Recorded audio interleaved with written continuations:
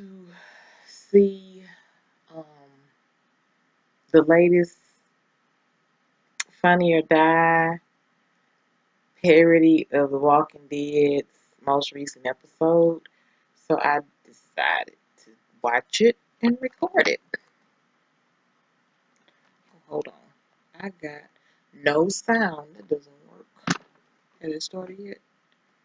Ooh. You guys, these monkey-ass slow-motion face close-ups are back. They got none of our letters demanding it. This isn't good storytelling. This isn't lazy storytelling. It's not any kind of storytelling at all. It's just straight monkey ass. The last person I heard say guts is guts and this is going to be all kinds of awesome was my freshman year college roommate, and he got HPV twice before Thanksgiving. Negan tucking Lucille into that blood bucket the same way I buckle up my Tuesday night groceries is just the cutest, and I am here for it. Welcome back, Rick. Time to bring you up to speed. You have another kid. Here she is. We know you forget about that detail from time to time. And that's about it. Great. Good to see you. Daryl is correct. He looks around, and what he sees, it's not right or fair. These actors who are left should be allowed to leave this show and go do other stuff that pays better. Like a Netflix original movie or high-stakes blackjack in Dubai. Rick wisely goes with the let's split up strategy, because that's never gotten everyone killed all the time for 9 fucking years. Let's get weird. This podcast sucks. Just how bad is this podcast? Even the word extemporaneous can't save it, and extemporaneous can save damn near anything. It's a wonderful word. So let me get this straight. They want to help you guys survive in exchange for a couple of granola bars and a few LPs. Michonne is right. Some Funyuns and Thriller on vinyl is a small price to pay to see tomorrow. Enid's all #me too and saddles up her Moby ass. My check. 1212, Ricky G here with some fresh material. What did the 4 wheels say to your face? BAM! Stop me if you've heard this car before. Rick Grimes cartwheels out of his crashed vehicle and fires a machine gun blindly just because he enjoys the way it sounds. He shoots basically at nothing, then only reloads when he has it. A bold strategy that does not pay off because it makes no damn sense. Wow. Rick finally ran out of ammo. I'm glad this show about zombies decided to employ some much overdue realism. Rick has Negan cornered, but because of his dramatic timing and pauses, Negan drops the fuck out of them.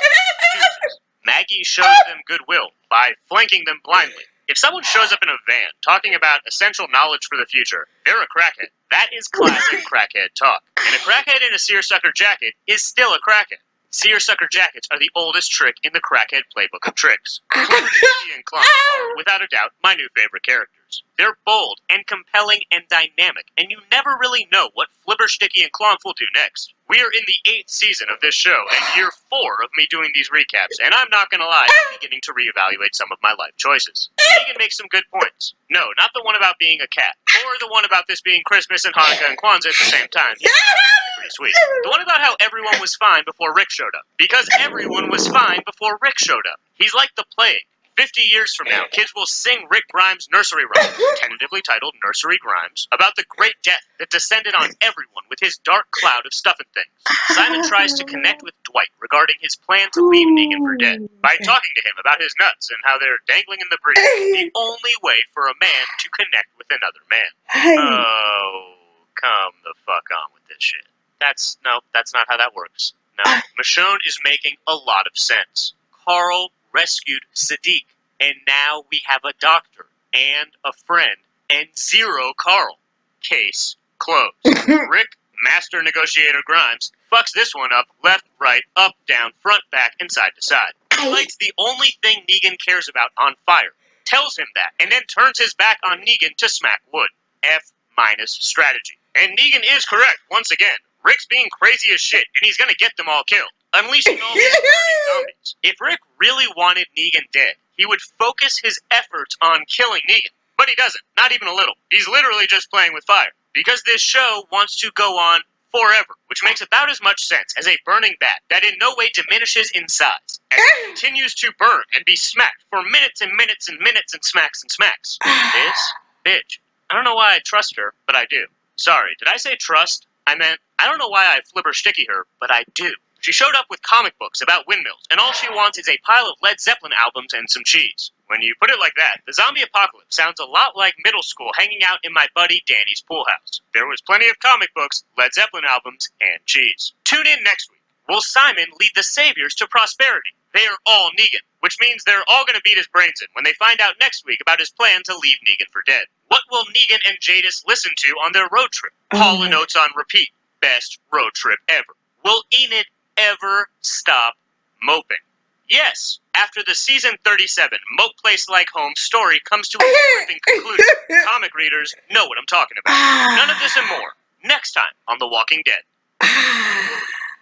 I love this series. It is so funny. So basically, I knew I was going to laugh. So, okay. So, after much reflection, I just want to say that I still liked The Key as an episode, but my biggest, I don't want to say grievance because I'm still here for him,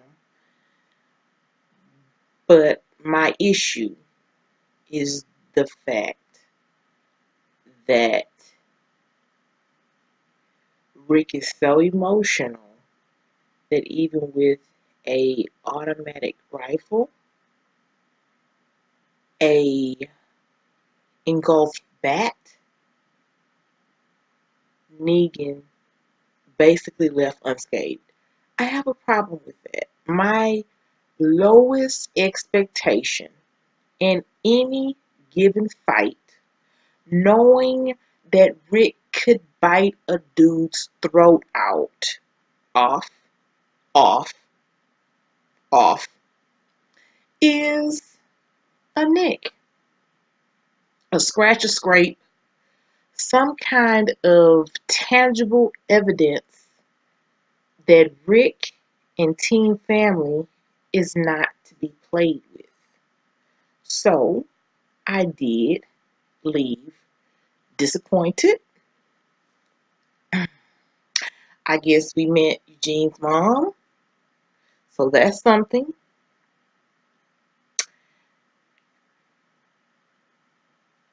And it seems like they're setting up Simon to be the scapegoat. Like they're, I think this is like the business end of it, where Simon was a much more tolerable antagonist and bad guy than Negan. He didn't have to do all the extra talking. He did some extra talking, but he wasn't doing all that extra talking. So I guess I consider him like a Negan light. Slash, he is the Daryl of the Saviors, doing what the hell he wants to do and not getting checked for it. So, that being said, I would be very surprised if Simon makes it out of this season. And it looks like JDM has some kind of contract that he can't be nicked in the story because he's not a superhero.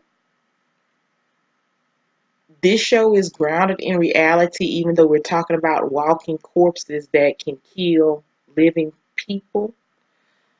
So, all the confrontations we have had, you would at least, I would at least expect, I want the man to hurt a little bit. This is my point. I can keep it simple. I want the man to hurt. That didn't quite happen. So, we'll stay tuned to next week's episode, which I haven't seen the trailer. But I heard some people saying it's much of the same.